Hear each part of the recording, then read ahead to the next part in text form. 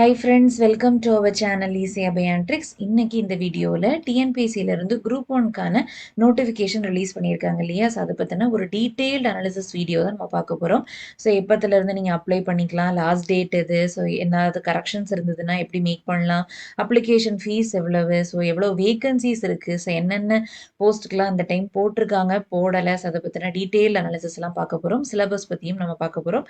மெயினாக பிகினர்ஸ்க்கான ஒரு வீடியோவாகவும் இருக்கும். ஸோ இப்போ தான் நான் ஃபஸ்ட் டைம் அப்ளை பண்ண போகிறேன் அப்படின்னா எனக்கு இது கிளியராக எனக்கு புரியணும் அப்படிங்கிற பட்சத்தில் இந்த வீடியோ உங்களுக்கு ரொம்ப ரொம்ப யூஸ்ஃபுல்லாக இருக்கும். ஸோ அந்த வீடியோவை லாஸ்ட் வர மறக்காமல் ஸ்கிப் பண்ணாமல் வாட்ச் பண்ணுங்கள். வாங்க வீடியோக்குள்ளே போகலாம்.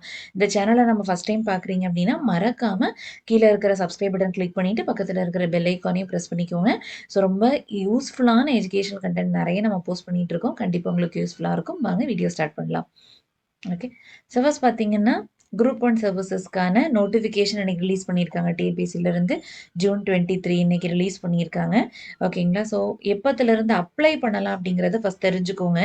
ஜூன் 30லேருந்து நீங்கள் அப்ளை பண்ணலாம். ஓகேங்களா? ஸோ ஆல்ரெடி நீங்கள் ஒன் டைம் ரெஜிஸ்ட்ரேஷன் எல்லாம் பண்ணியிருக்கீங்கன்னா நீங்கள் அதே ரெஜிஸ்ட்ரேஷன் யூஸ் பண்ணி நீங்கள் ப்ரொசீட் பண்ணிக்கலாம். இல்லை அப்படின்னா ஃபஸ்ட்டு நீங்கள் ஒன் டைம் ரெஜிஸ்ட்ரேஷன் பண்ணிக்கோங்க. பண்ணிவிட்டு ஜூன் 30லேருந்து நீங்கள் என்ன பண்ணிக்கலாம், குரூப் ஒன்க்கான நோட்டிஃபிகேஷன் நீங்கள் பக்காவாக ரீட் பண்ணிவிட்டு உங்களுக்கு ஏதாவது டவுட்ஸ் இருந்ததுன்னா கண்டிப்பாக கேளுங்க. கேட்டுட்டு உங்கள் டவுட்ஸ் எல்லாம் கிளியர் பண்ண பிறகு நீங்கள் எல்லாத்தையுமே ரெடி பண்ணி வச்சுக்கோங்க. உங்களோட ஃபோட்டோஸ் எல்லா டீட்டெயில்ஸ் எல்லாம் ரெடி பண்ணி வச்சுட்டு சப்போர்ட்டிங் டாக்குமெண்ட்ஸ் எல்லாம் ரெடி பண்ணி வச்சுக்கோங்க. ரெடி பண்ணி வச்சுட்டு அப்ளை பண்ண ஸ்டார்ட் பண்ணுங்கள். ஓகேங்களா? ஸோ லாஸ்ட் டேட் பார்த்தீங்கன்னா ஜூலை 29 வரைக்கும் நீங்கள் அப்ளை பண்ணிக்கலாம். ஜூலை 29 வருஷம் கிட்டத்தட்ட உங்களுக்கு சாலிடாக 1 மந்த் கொடுத்துருக்காங்க அப்ளை பண்ணுறதுக்கு. ஓகேவா? இன்கேஸ் ஏதாவது கரெக்ஷன்ஸ் மேக் பண்ணணும்னா கூட உங்களுக்கு கரெக்ஷன் விண்டோ பீரியடும் கொடுத்துருக்காங்க. ஸோ ஆகஸ்ட் 2லேருந்து ஆகஸ்ட் 4 வரைக்கும் ஸோ 3 டேஸ் நீங்கள் கரெக்ஷன் எதாவது பண்ணணும்னா பண்ணிக்கலாம். ஓகேங்களா? ஸோ அதையும் பார்த்துக்கோங்க. இது பொதுவாக 2 எக்ஸாம் ஸ்டேஜாக இருக்கும். அதுக்கு பிறகு இன்டர்வியூ இருக்கும். ஸோ அது தனியாக. So totally 3 stages of examination இருக்கும். ஓகேங்களா? ஸோ அதில் மெயினாக ப்ரீலிம்ஸ்க்கு நீங்கள் செப்டம்பர் 6 தான் உங்களுக்கு டேட்டுன்னு கொடுத்துருக்காங்க. ஓகேங்களா? ஸோ ஒரு 3 ஹவர்ஸ் எக்ஸாம் நடக்கும். 9:30 to 12:30 வரைக்கும் நடக்கும். மெயின் எக்ஸாமுக்கான டேட்ஸ் அதுக்கான ஷெட்யூல் எதுவுமே கொடுக்கல. ஓகேங்களா? ஆக்சுவலி ஒரு 4 ஸ்டேஜஸ் வரும் மெயின் எக்ஸாம் பொறுத்த வரைக்கும். ஸோ அதுக்கான டீட்டெயில் ஷெட்யூல் சீக்கிரம் ரிலீஸ் பண்ணுவாங்க. ஸோ இது என்னங்கிறத நம்ம பார்க்கலாம். ஓகேவா? ஸோ ஃபஸ்ட் டைம் அப்ளை பண்ணுறீங்கன்னா ஒரு ஒன் டைம் ரெஜிஸ்ட்ரேஷன் அப்ளை பண்ணிக்கணும். ஸோ அதையும் பார்த்துக்கோங்க. ஓகேவா? ஸோ ஆல்ரெடி நீங்கள் ஒன் டைம் ரெஜிஸ்ட்ரேஷன் நீங்கள் பண்ணியிருக்கீங்க, நிறைய டிஎன்பிஎஸ்சி எக்ஸாம் ஆல்ரெடி எழுதியிருக்கீங்கன்னா நீங்கள் கண்டிப்பாக அது பண்ணியிருப்பீங்க. அந்த டீட்டெயில்ஸ் வச்சு நீங்கள் ப்ரொசீட் பண்ணிக்கலாம். ஓகேங்களா? ஸோ அதுக்கு பிறகு எவ்வளவு வேக்கன்சிஸ் அப்படின்னு பார்த்தீங்கன்னா வேக்கன்சிஸ் இந்த டைம் ரொம்ப ரொம்ப ரொம்ப கம்மி தான். ஓகேவா? பட் நம்ம மனம் தளர வேண்டாம். நீங்கள் ரொம்ப சீரியஸாக ப்ரிப்பேர் பண்ணுறீங்க அப்படின்னா ஒரு 26 வேக்கன்சிஸ் தான் இருக்குது அப்படின்னு நினைக்காதீங்க. வேக்கன்சிஸ் கம்மி தான், அது கண்டிப்பாக நம்ம ஒத்துக்கிட்டு தான் ஆகணும். வேக்கன்சிஸ் ரொம்ப ரொம்ப கம்மி. ஓகேவா? பழைய நோட்டிஃபிகேஷன்ஸ்லாம் நீங்கள் எடுத்து பார்த்தீங்கன்னா இதை விட கொஞ்சம் பெட்டர் வேக்கன்சிஸே இருக்கும். பட் இது ரொம்ப ரொம்ப கம்மி தான். பட் மேபி இன்க்ரீஸ் பண்ண சான்சஸ் இருக்குது. இது டென்டேட்டிவ் வேக்கன்சிஸ் தான். ஓகேங்களா? அதனால் இன்க்ரீஸ் பண்ண சான்சஸ் இருக்குது. எனிவே ஒரு வேக்கன்சினாலும் அது நமக்கு தான் நினச்சி ப்ரிப்பேர் பண்ணுறீங்கன்னா தாராளமா இந்த எக்ஸாம் உங்களுக்கு தான். ஓகேங்களா? ஸோ நிறைய வருஷம் ப்ரிப்பேர் பண்ற ஸ்டூடண்ட்ஸ் இருப்பீங்க. ஸோ மனம் தளர வேண்டாம். நீங்க ப்ரிப்பரேஷன் ஆல்ரெடி நீங்க ஹெவி ப்ரிப்பரேஷன் போட்டிருக்கீங்க அப்படின்னா கண்டிப்பா அந்த ப்ரிப்பரேஷன் அந்த கன்சிஸ்டன்சி அப்படி மெயின்டைன் பண்ணுங்க. இந்த 26ல ஒரு வேகன்சி உங்களுக்கானதாக கூட இருக்கலாம் இல்லைங்களா? அதனால மனம் தளராம ப்ரிப்பேர் பண்றத கண்டினியூ பண்ணுங்க. ஓகேங்களா? ஸோ டெப்யூட்டி கலெக்டருக்கு போட்டிருக்காங்க 12 வேகன்சிஸ். அதில் இன்க்ளூடிங் பேக்லாக் வேகன்சிஸும் இருக்கு. ஓகேங்களா? அதே மாதிரி அசிஸ்டன்ட் கமிஷனர் கமர்ஷியல் டாக்ஸஸ் எல்லாத்துக்கும் போஸ்ட் கோட் பார்த்துக்கோங்க. ஓகேவா? அதே மாதிரி 2 வேகன்சிஸ் கொடுத்துருக்காங்க. Deputy register of cooperative societies. ஓகேவா? ஸோ அதுவும் உங்களுக்கு 3 வேகன்சிஸ் கொடுத்துருக்காங்க. ஓகேவா? ஷார்ட் ஃபால் வேகன்சிஸ் இன்க்ளூட் பண்ணி டிஸ்ட்ரிக்ட் ரெஜிஸ்ட்ரார் ஸோ அதுக்கும் ஒரு 8 வேகன்சிஸ் கொடுத்துருக்காங்க. Assistant commissioner of labour. ஓகேவா? அதுக்கு ஒரு வேகன்சிஸ் கொடுத்துருக்காங்க. ஓகேவா? ஸோ ஹை பெய்டு ஜாப் இது உங்களுக்கே தெரியும். ஸோ இதுக்கு ப்ரிப்பேர் பண்ணுறதெல்லாம் லேசப்பட்ட வேலையே கிடையாது. எல்லாராலையும் இந்த எக்ஸாமுக்கு டெடிக்கேட்டடாக கன்சிஸ்டண்ட்டாக ப்ரிப்பேர் பண்ண முடியாது. ஸோ நீங்கள் அதில் ஒன் ஆஃப் தி மெம்பர்ஸாக இருந்தீங்கன்னா கண்டிப்பாக பெரிய ஒரு அப்ரிசியேஷன் தான். ஓகேங்களா? விடாப்படியே ப்ரிப்பேர் பண்ணுங்க. கண்டிப்பாக இந்த 26ல ஒரு வேகன்சி உங்களுக்கானதாகவும் இருக்கலாம். ஓகேவா? ஸோ மற்றபடி இதில் கான்ஸ் பார்த்தீங்க அப்படின்னு சொன்னால் டிஎஸ்பி போஸ்ட் அந்த மாதிரி சில போஸ்ட்லாம் கொடுக்கல. ஓகேங்களா? ஸோ ஃபியூச்சரில் எதிர்பார்க்கலாமாங்கிறது டவுட்டு தான். பட் இருக்கிற வேகன்சிஸ் இன்க்ரீஸ் பண்ணுவாங்க ஆப்வியஸாக. ஓகேவா? ஸோ புதுசா போஸ்ட் குடுப்பாங்களாங்கிறது டவுட் தான். மத்தபடி இங்க குடுத்திருக்கிற போஸ்ட்டுக்கான வேக்கன்ஸீஸ் இன்கிரீஸ் ஆக சான்சஸ் இருக்கு. ஓகேங்களா? ஏன்னா அது குடுத்துருக்காங்க பார்த்தீங்களா? 10-2 அப்படின்னு குடுத்துருக்காங்க. லயபிள் ஃபார் மாடிஃபிகேஷன் ஓகேங்களா? ஸோ ப்ரீலிம்ஸ் எக்ஸாமோட ரிசல்ட் பப்ளிஷ் பண்ற வரைக்குமே நீங்க மாடிஃபிகேஷன் எதிர்பார்க்கலாம். ஓகேவா? அதனால இவ்வளவுதான் அப்படின்னு நினைக்காதீங்க. என்னைக்குமே எந்த எக்ஸாமுக்குமே நினைக்காதீங்க. ஓகேங்களா? ஸோ அதுக்கு பிறகு ஏஜ் லிமிட் பார்த்துக்கோங்க. ஸோ மினிமம் 21 இயர்ஸ் கம்ப்ளீட் பண்ணியிருக்கணும். அதே மாதிரி நீங்க டிகிரி முடிச்சிருக்கணும். ஓகேவா? அதுவும் நான் எக்ஸ்ப்ளைன் பண்ணுவேன். இப்ப டிகிரி முடிச்சிருக்கணும். அதே நேரம் நீங்க final year exam apply apply I mean appear ஆயிருக்கிறேன். இன்னும் எனக்கு இது வரல, ரிசல்ட் வரல அப்டின்னா, நீங்க அப்ளை பண்ணிக்கலாம். ஃபைனல் இயர் முடிச்சிருக்கீங்கன்னா, நீங்க அப்ளை பண்ணிக்கலாம். ப்ரொவைடட் மெயின்ஸ் எக்ஸாம் நீங்க அப்ளை பண்ணும்போது, அ நீங்க அதுக்கான அந்த ரிசல்ட் எல்லாத்தையுமே உங்களால ப்ரொவைட் பண்ண முடியணும். அப்படிங்கிற பட்சத்துல நீங்க ப்ரீலிம்ஸ்க்கு நீங்க அப்ளை ஐ மீன் ஆமா அப்ளை பண்ணிக்கலாம். ஓகேங்களா? பட் மெயின் எக்ஸாம்க்கு நீங்க அப்பியர் ஆகும் முன்னாடி உங்களோட ரிசல்ட் பப்ளிஷ் ஆயிருக்கணும். ஓகேவா? அதுக்கான ஜஸ்டிஃபிகேஷன் நீங்க காமிச்சிருக்கணும் டாக்குமெண்ட்ஸ், சப்போர்ட்டிங் டாக்குமெண்ட்ஸ் கண்டிப்பா ப்ரொவைட் பண்ணியிருக்கணும் அந்த டைம்ல. ஓகேவா? ஸோ மத்தபடி நீங்க அப்ளை பண்ணிக்கலாம். 21 இயர்ஸ் மினிமம் ஏஜஸ் அதையும் ஞாபகத்துல வச்சுக்கோங்க. ஓகேவா? 21 இயர்ஸ் மினிமம் ஏஜ் அதையும் ஞாபகத்துல வச்சுக்கோங்க. மறக்காதீங்க. ஸோ மத்தபடி அதர் கேண்டிடேட்ஸ பொறுத்தவரைக்கும் இந்த டெப்யூட்டி கலெக்டர் ஆகட்டும், அசிஸ்டன்ட் கமிஷனர் கமர்ஷியல் டாக்ஸஸ் ஆகட்டும், ஓகேவா? எந்த டிகிரி முடிச்சிருந்தீங்கனாலும் 34 இயர்ஸ் ஓகேவா? 34 இயர்ஸ் தான் உங்களோட மேக்ஸிமம் ஏஜ். ஒருவேளை பிஎல் டிகிரி முடிச்சிருந்தீங்க ஓகேவா? முடிச்சிருந்தீங்கன்னா 35 அதுதான் மேக்ஸிமம் ஏஜ் ஓகேங்களா? மத்தபடி ஏஜ் கன்செஷன் இருக்கு. அதுவும் நீங்க செக் பண்ணிட்டு அப்ளை பண்ணுங்க. அதே மாரி deputy register of cooperative societies, அதே மாரி ரெஜிஸ்ட்ரார் போஸ்ட்டுக்கு அசிஸ்டன்ட் கமிஷனர் ஆஃப் லேபர் இது எல்லாத்துக்குமே 34 ஏஜ் ஓகேவா? மேக்ஸிமம் ஏஜ் குடுத்துருக்காங்க. எஸ்சி, எஸ்டியா இருக்கிற பட்சத்துல எம்பிசி அதே மாரி பிசி, ஓபிசிஎம்மா இருந்தீங்கன்னா, பிசிஎம்மா இருந்தீங்கன்னா, அதுக்கான மேக்ஸிமம் ஏஜ் பார்த்துக்கோங்க. 1001, 1003 இந்த போஸ்ட்டுக்கு 39 மேக்ஸிமம் ஏஜ் குடுத்துருக்காங்க. சப்போஸ் இந்த assistant commissioner commercial taxes BL degree முடிச்சிருந்தீங்கன்னா 40 ஒரு வயசு அதிகப்படுத்தியிருக்காங்க. சரிங்களா? ஸோ மத்தபடி deputy registrar, district register, assistant commissioner of labour இதுக்கு எல்லாமே அதே 39 இயர்ஸ் குடுத்துருக்காங்க. ஓகேங்களா? ஓகே. ஸோ அதுக்கு பிறகு எல்லா போஸ்ட்டுக்குமே உங்களுக்கு டிகிரி கம்பல்சரி. ஓகேவா? டிகிரி கண்டிப்பா முடிச்சிருக்கணும். ஆல்ரெடி நான் சொன்ன மாரி ஃபைனல் இயர் எக்ஸாம் நீங்க எழுதியிருக்கீங்கனால நீங்க அப்பியர் ஆயிக்கலாம். ப்ரீலிம்ஸ்க்கு ப்ராப்ளம் இல்ல. பட் மெயின்ஸ்க்கு நீங்க பாஸ் ஆயிருக்கிற அந்த சப்போர்ட்டிங் டாக்குமெண்ட்ஸ் நீங்க கண்டிப்பா அப்லோட் பண்ணணும். சரிங்களா? ஸோ அது ஒண்ணு. அந்த அசிஸ்டன்ட் கமிஷன் கமர்ஷியல் டாக்ஸஸ்க்கு பிரெஃபரன்ஸ் குடுத்துருக்காங்க. ஸோ அதுவும் நீங்க ஃபர்ஸ்ட் டைம் நீங்க அப்ளை பண்றீங்கன்னா, இதுவும்லாம் கொஞ்சம் செக் பண்ணிக்கோங்க. அதுதான் மெயினா. ஓகேங்களா? ஸோ ஃபர்ஸ்ட் ப்ரிஃபரன்ஸ் யாருக்கு குடுத்துருக்காங்கன்னு பார்த்துக்கோங்க. பிகாம் டிகிரி, பிஎல் டிகிரி 2மே with diploma in taxation laws. இந்த 3மே கம்ப்ளீட் பண்ணியிருந்தீங்கன்னா, உங்களுக்கு first preference. BCom and BL இது 2மே முடிச்சிருந்தீங்கன்னா second preference. BCom or BL with diploma in taxation laws degree complete பண்ணியிருந்தீங்கன்னா, ஐ மீன் டிப்ளமோ கம்ப்ளீட் பண்ணியிருந்தீங்கன்னா, அதுக்கு தேர்ட் ப்ரிஃபரன்ஸ். பிகாம் அல்லது பிஎல் முடிச்சிருக்கீங்க அப்படின்னா, உங்களுக்கு ஃபோர்த் ப்ரிஃபரன்ஸ் குடுப்பாங்க. ஓகேங்களா? மத்தபடி எல்லாத்துக்குமே கம்பல்சரி டிகிரி இருக்கணும். ப்ரிஃபரன்ஸ் மட்டும் உங்களுக்கு மாறும். அதே மாரி அசிஸ்டன்ட் கமிஷனர் ஆஃப் லேபர் போஸ்ட்டுக்குமே உங்களுக்கு டிகிரி தான். But equal preference shall be given to freedom fighters and members of their families. So இதையும் நீங்க பார்த்துக்கோங்க. சரிங்களா? ஓகே. ஸோ அதுக்கான சப்போர்ட்டிங் டாக்குமெண்ட்ஸும் நீங்க அப்லோட் பண்ணணும். ஸோ ஓகேங்களா? ஸோ அது பார்த்துக்கலாம். எல்லாத்துக்குமே அனக்ஷர் லாஸ்ட்டா குடுத்துருக்காங்க. ஸோ செப்பரேட் அனக்ஷர்ஸ் எல்லாத்தையுமே கேர்ஃபுல்லா பார்த்து அப்லோட் பண்ணுங்க. சரிங்களா? ஓகே. ஸோ மத்தபடி ம் ஓகே. ஸோ இதுல பார்த்தீங்கன்னா 4.2.3.2 இதுல பார்த்தீங்கன்னா, சப்போர்ட்டிங் டாக்குமெண்ட்ஸ் குடுத்துருக்காங்க. செக் பண்ணீங்களா? ஸோ இன் கேஸஸ் வேற டிப்ளமோ ஆர் டிகிரி ஆர் இத குடுத்துருக்காங்க பார்த்தீங்களா? Not yet been issued before the date of notification. Candidates must upload proof of the application, I mean, sorry, publication of results of the respective qualification on or before the date of notification in the form of provisional diploma or degree certificate or consolidated mark sheet from the head of the institution or university in the format annexure 5ல குடுத்துருக்காங்க. ஓகேங்களா? அதாவது இதுல என்ன சொல்லியிருக்காங்கன்னா, in case இந்த notification release ஆகுற டேட்டுக்கு முன்னாடி உங்களோட ஐ மீன் ரிசல்ட்ஸ் எதுவுமே ஐ மீன் சர்டிஃபிகேட்ஸ் எதுவுமே இஷ்யூ பண்ணல அப்படின்னா, ரிசல்ட் பப்ளிஷ் ஆன அந்த ப்ரூஃப் நீங்க அப்லோட் பண்ணணும். ஓகேவா? Either from head of the institution HOD இருப்பாங்க இல்லைங்களா? ஒரு டீன் இருப்பாங்க. கரெக்ட்டா? ஹெச்ஓடி இல்ல டீன்.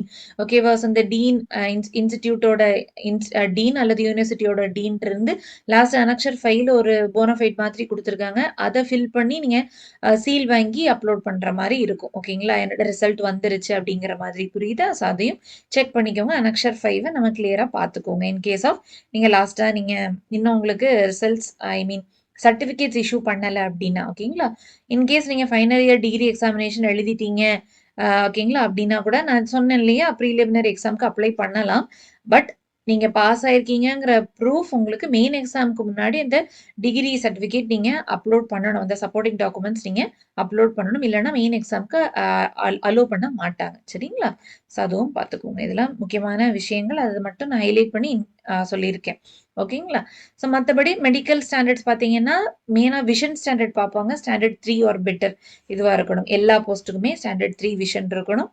ஓகேங்களா? ஸோ இது மெயினாக நீங்கள் போஸ்ட்டுக்கு ஜாயினிங் டைமில் உங்களுக்கு செக் பண்ணுவாங்க. ஸோ அந்த டைமில் நீங்கள் ஒரு ஐ ஃபிட்னஸ் சர்டிஃபிகேட் மாதிரி ப்ரொவைட் பண்ணுற மாதிரி இருக்கும். இன்கேஸ் டிஃபெக்டிவ் விஷன் இருந்துச்சுன்னா ஓகேங்களா. ஸோ அதுக்கு பிறகு இதுவுமே தமிழ் எலிஜிபிலிட்டி டெஸ்ட்டுமே உண்டு. ஸோ அது நம்ம பார்க்கலாம். சரிங்களா? ஓகே. ஸோ அதுக்கு பிறகு 3 மோட்ஸ் ஆஃப் எக்ஸாம் இருக்கும். ஓகேங்களா? 3 ஸ்டேஜஸ் இருக்கும். Prelims, mains, interview. ஓகேங்களா? ஸோ இப்போ நமக்கு பார்க்க போகிறது ப்ரீலிம்ஸ் எக்ஸாம்க்கு தான் நம்ம அப்ளை பண்ண போகிறோம் இல்லைங்களா?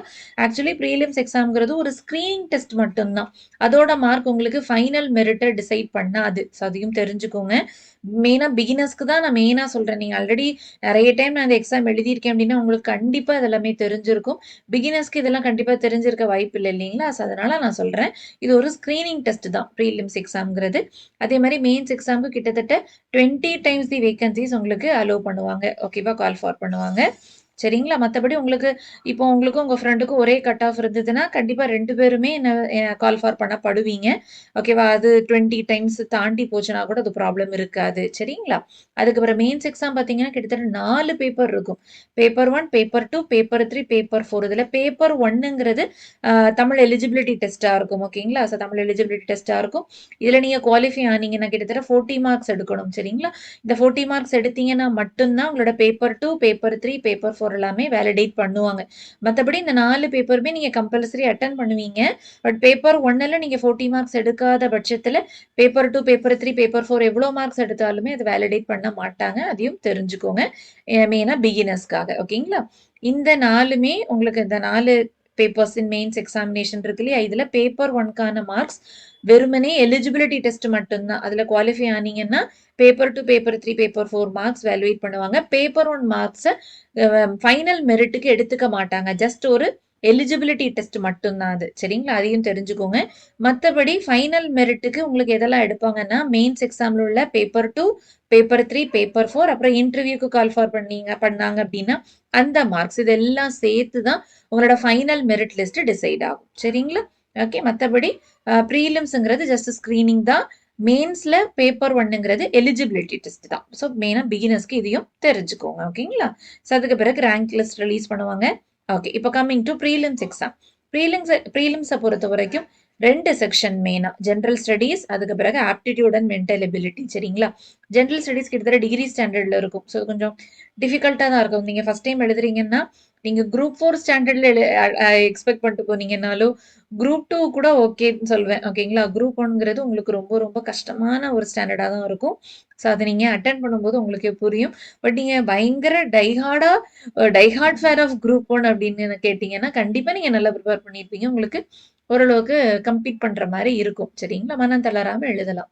சரிங்களா? ஸோ இதில் பொறுத்த வரைக்கும் general science, Indian polity, economy, history, geography ஓகேங்களா? ஸோ இந்த மாதிரியான கொஸ்டின்ஸ் எல்லாமே நிறைய இருக்கும். பாலிட்டி இதெல்லாமே நிறைய இருக்கும்.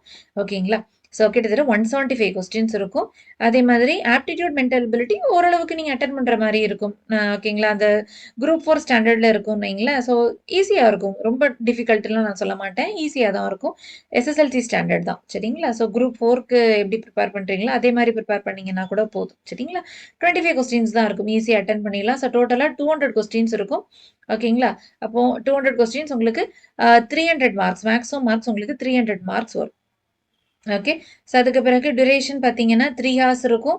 மினிமம் மார்க்ஸ் பார்த்தீங்கன்னா ஜென்ரல் கேண்டிடேட்ஸ்க்கு 120 மார்க்ஸ் எடுக்கணும். மற்ற கேட்டகரி பீப்புளுக்கு 90 மார்க்ஸ் எடுக்கணும். இது ஓஎம்ஆர் ஷீட்டில் ஃபில் பண்ணுற எக்ஸாம் தான். ஓகேங்களா? ஆன்லைன் பேஸ்ட் எக்ஸாம் கிடையாது. Subjective type test. Tamil English ரெண்டுத்துலையுமே உங்களோட கொஸ்டின் பேப்பர் இருக்கும். சரிங்களா? ஓகே. இப்போ மெயின்ஸ் எக்ஸாம் இன்டர்வியூ பார்த்தீங்கன்னா மெயின்ஸ் எக்ஸாமுக்கு இனிதான் ஷெட்யூல் போடுவாங்க. மற்றபடி 4 பேப்பர் இருக்கும். ஓகேங்களா? அதில் first paper Tamil eligibility test SSLC ஸ்டாண்டர்டில் இருக்கும். 3 ஹார்ஸ்க்கான எக்ஸாம். ஓகேங்களா? ஸோ இது ஒன் டே நடத்துவாங்க. ஸோ இதில் பார்த்தீங்கன்னா எந்த விதமான கம்யூனிட்டியா இருந்தாலும் 40 மார்க்ஸ் கம்பல்சரி ஐ மீன் எடுத்திருக்கணும், செக்யூர் பண்ணியிருக்கணும். ஸோ இது 40 மார்க்ஸ் எடுத்தீங்கன்னா மட்டும்தான் பேப்பர் 2, பேப்பர் 3, பேப்பர் 4 மார்க்ஸ் எல்லாமே வேல்யூவேட் பண்ணுவாங்க. சரிங்களா? ஸோ பேப்பர் 2, பேப்பர் 3, பேப்பர் 4 பொறுத்தவரை ஜெனரல் ஸ்டடீஸ் 1, 2, 3 எல்லாமே பக்கா டிகிரிஸ் டிஸ்கிரிப்டிவ் மோட்ல இருக்கும். ஓகேங்களா? டிஸ்கிரிப்டிவ் டைப் ஆஃப் எக்ஸாமினேஷன் தான் இது. ஸோ ஓஎம்ஆர் டைப் கிடையாது. ஓகேங்களா? நமக்கு எப்படி சொல்றதுக்கு அப்ஜெக்டிவ் டைப் கிடையாது. ஓகேங்களா? அப்ஜெக்டிவ் டைப்புங்கும்போது ஏபிசிடி அந்த மாதிரி இருக்கும் இல்லைங்களா? அந்த மாதிரி கிடையாது. பக்கா டிஸ்கிரிப்டிவ் பேப்பர். பிகினர்ஸ்க்காக சொல்றேன் மெயினா. ஓகேங்களா? ஸோ பக்கா டிஸ்கிரிப்டிவ் பேப்பரா இருக்கும். ஸோ பேராகிராஃபா எழுதுற மாதிரி இருக்கும். சரிங்களா? ஓகே. ஸோ அடுத்தது ஜென்ரல் கேண்டிடேட்ஸை பொறுத்த வரைக்கும் டோட்டலா உங்களுக்கு இங்க எவ்வளவு வரும்? 500 + 250 750 மார்க்ஸ் இருக்கும் இல்லைங்களா? 750க்கு 300 மார்க்ஸ் மினிமம் குவாலிஃபையிங் மார்க்ஸா இருக்கணும் ஃபார் ஜென்ரல் கேண்டிடேட்ஸ். மற்ற கேண்டிடேட்ஸ்க்கு 225 மார்க்ஸ் எடுத்திருக்கணும். சரிங்களா?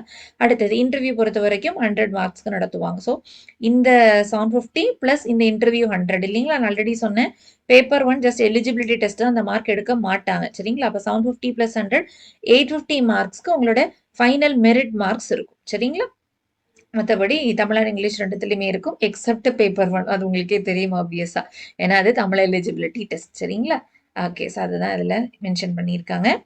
அதே மாதிரி இந்த தமிழ் எலிஜிபிலிட்டி டெஸ்ட்டுக்கு நீங்கள் எக்ஸாம்ஷன் பண்ணலாம் ப்ரொவைடட் டிஃபரெண்ட்லி ஏபிள்டு கேண்டிடேட்ஸாக இருக்கிற பட்சத்தில் நீங்கள் அனக்ஷர் 2ல உங்களுக்கான டிசபிலிட்டி சர்டிஃபிகேட் அப்லோட் கொடுத்துருப்பாங்க. ஸோ அதை நீங்கள் அப்லோட் பண்ணி நீங்கள் paper 1 of the main examination அதாவது தமிழ் எலிஜிபிலிட்டி டெஸ்ட்டை நீங்கள் என்ன பண்ணிக்கலாம் எக்ஸாம் பண்ணிக்கலாம். Can avail that opportunity. சரிங்களா? ஓகே. ஸோ மற்றபடி சிலபஸ் எல்லாமே கொடுத்துருப்பாங்க. ஸோ அதை நம்ம செக் பண்ணிக்கலாம். சரிங்களா? ஓகே. மற்றபடி எப்படி அப்ளை பண்ணுறது அதுக்கான இதெல்லாமே கொடுத்துருப்பாங்க. ஜென்ரலி நீங்கள் நிறைய எக்ஸாம்ஸ் எழுதுறீங்கன்னா இதெல்லாமே பேசிக் அனௌன்ஸ்மெண்ட்ஸாக தான் இருக்கும். பேசிக் பாயிண்ட்ஸாக தான் இருக்கும். இன்ஸ்ட்ரக்ஷன்ஸாக தான் இருக்கும். ப்ரீலிம்ஸ் 38 சென்டர்ஸ்லாம் நடக்குது. மெயின்ஸ் எக்ஸாம் உங்களுக்கு கால் ஃபார் பண்ணுற பட்சத்தில் சென்னையில் மட்டும்தான் சென்டர் இருக்கும். அதையும் செக் பண்ணிக்கோங்க. அப்ளிகேஷனில் ஃபீஸ் பார்த்தீங்கன்னா 100 rupees ப்ரீலிம்ஸ்க்கு, 200 rupees மெயின்ஸ் எக்ஸாமுக்கு. மெயின்ஸ் எக்ஸாம் இனிதான் உங்களுக்கு ஷெட்யூல் அதுக்கான இன்ஸ்ட்ரக்ஷன்ஸ் எல்லாமே கொடுப்பாங்க. ஸோ இங்கேயும் கொடுத்துருக்காங்க. பட் ஜென்ரலி ஷெட்யூல் இன்னும் ரிலீஸ் பண்ணலை. ஓகேவா? அதையும் தெரிஞ்சுக்கோங்க. சரிங்களா? அதுக்கு பிறகு ஆன்லைன் மோடில் தான் நீங்கள் மற்றபடி டிடி எடுத்தோ அந்த மாதிரி நீங்கள் ஆஃப்லைன் மோட் ஆஃப் பேமெண்ட் உங்களுக்கு கிடையாது. ஸோ அதையும் தெரிஞ்சுக்கோங்க. இப்போ கம்மிங் டு சிலபஸ் பார்த்தீங்கன்னா ப்ரீலிம்ஸை பொறுத்த வரைக்கும் நான் ஆல்ரெடி சொன்னேன் இல்லைங்களா? உங்களுக்கு 2 பார்ட் இருக்கும். ஜென்ரல் ஸ்டடீஸ் பார்ட்டும் அதே மாதிரி ஆப்டிடியூட் மென்டல் எபிலிட்டி பார்ட்டும் இருக்கும். ஆப்டிடியூட் ஈஸி தான். ஓகேவா? குரூப் 4 ஸ்டாண்டர்ட் SSLC ஸ்டாண்டர்டில் தான் இருக்கும். பார்ட் ஏ அதாவது டிகிரி ஸ்டாண்டர்ட் 175 கொஸ்டின்ஸ் இருக்கும். ஓகேங்களா? ஸோ இதுதான் நீங்கள் ஃபோக்கஸ் பண்ண வேண்டிய பார்ட் என்ன கேட்டால். சரிங்களா? ஓகே. ஸோ இதுதான் மெயினாக நீங்கள் ஃபோக்கஸ் பண்ணணும். 175 கொஸ்டின்ஸ் அதுக்கு பிறகு இது 25 இது. ஓகேங்களா? ஸோ இதில் பார்த்தீங்கன்னா ஜென்ரல் சயின்ஸ் ஃபஸ்ட்டு. ஓகேங்களா? இது மெயினாக உங்களுக்கு ஃபிசிக்ஸு கெமிஸ்ட்ரி பயோ இதெல்லாம் கிட்டத்தட்ட 6th to 12th வரைக்குமான சமச்சீர் புக்ஸ் எல்லாத்தையுமே நீங்கள் பக்காவாக நீங்கள் ரெஃபர் பண்ணிட்டீங்கனாலே உங்களால் அட்டன் பண்ண முடியும். ஓகேங்களா? பேசிக்காக உங்களுக்கு டச் விட்டு போகாமல் இருந்தாலே உங்களால் அட்டன் பண்ண முடியும். சரிங்களா? ஸோ அதுதான் இதுதான் மெயினாக நீங்கள் ஃபோக்கஸ் பண்ணணும். என்ன கேட்டால் ஜென்ரல் சயின்ஸ் 10 கொஸ்டின்ஸ் நீங்கள் அது ஓரளவுக்கு நீங்கள் டச்லேயே இருக்கீங்க ஒரு டீச்சிங் ப்ரொஃபஷன்லேயே இருக்கீங்கன்னா நீங்கள் ஜென்ரல் சயின்ஸ் கொஸ்டின்ஸ் அட்டன் பண்ணலாம் என்ன கேட்டால். ஓகேங்களா? இல்லை நான் சுத்தமாக எனக்கு அந்த சோன் அவுட் ஆகிட்டேன் ஃபீல்ட் அவுட் ஆகிட்டேன் அப்படின்னா கண்டிப்பாக நீங்கள் ப்ரிப்பேர் பண்ணி தான் ஆகணும். ஓகேங்களா? அடுத்த யூனிட் 2 பார்த்தீங்கன்னா ஜியாகிரஃபி. இதில் ஒரு 10 கொஸ்டின்ஸ் கண்டிப்பாக ப்ரிப்பேர் பண்ண வேண்டிய ஒரு செக்ஷன். ஹிஸ்ட்ரி ஆப்வியஸாக ஹிஸ்ட்ரி ப்ரிப்பேர் பண்ணணும். ப்ரிப்பேர் பண்ணிட்டு இருப்பீங்க. கண்டிப்பாக குரூப் 1 தான் என்னோட எய்ம் அப்படின்னா கண்டிப்பாக ஹிஸ்ட்ரி ஜியாகிரஃபி ப்ரிப்பேர் பண்ணிட்டு இருப்பீங்க. இந்தியன் பாலிட்டி கண்டிப்பாக இந்தியன் பாலிட்டி ரொம்ப ரொம்ப இம்பார்ட்டன்ட் செக்ஷன். ஏன்னா 40 கொஸ்டின்ஸ் இதுல இருந்து வருது. நான் இன்னொன்னு சொல்றேன் இந்த நம்பர் ஆஃப் கொஸ்டின்ஸுங்கிறது கண்டிப்பா 40 இதுல தான் அப்படின்னு சொல்ல முடியாது. முன்ன பின்ன வேரி ஆகலாம். அதுவும் நோட்டிஃபிகேஷன்ல கொடுத்துருக்காங்க. சரிங்களா? அதே மாதிரி ஹிஸ்ட்ரி இந்தியன் மூமெண்ட் பத்திலாம் உங்களுக்கு கிட்டத்தட்ட 25 கொஸ்டின்ஸ் கொடுத்துருக்காங்க. இதுவும் வேரி ஆகலாம். சரிங்களா? அடுத்தது பார்த்தீங்கன்னா Indian economy and development administration Tamil Nadu. இதில் 50 கொஸ்டின்ஸ் கேட்குறாங்க. இதுதான் இம்பார்ட்டன்ட் செக்ஷன். ஏன்னா போஸ்ட் அப்படி. ஓகேங்களா? போஸ்ட் அப்படி. ஸோ கண்டிப்பாக இது ஒரு இம்பார்ட்டன்டான செக்ஷன். அதே மாதிரி யூனிட் 6 பார்த்தீங்கன்னா history culture heritage socio political movements in Tamil Nadu. இது கிட்டத்தட்ட ஹிஸ்ட்ரி மாதிரி தான் வரும். ஓகேங்களா? இது உங்களுக்கு 10th ஹிஸ்ட்ரி புக்லலாம் இது ரிலேட்டடாக நிறைய கொடுத்துருப்பாங்க. அதெல்லாம் படிச்சிட்டிங்கனாலே தாராளமாக நீங்கள் இந்த செக்ஷன்ஸ் எல்லாத்தையும் அட்டன் பண்ணலாம் என்ன கேட்டால். ஓகேங்களா? ஸோ 6th 12th வரைக்கும் நீங்க எல்லா சயின்ஸ், சோசியல் புக்ஸ் அதாவது 11த், 12த் பொறுத்தவரைக்கும் உங்களுக்கு ஹிஸ்டரி குரூப் இருக்கும் இல்லைங்களா? அது ரிலேட்டடா புக்ஸ கூட நீங்க ரெஃபர் பண்ணணும்.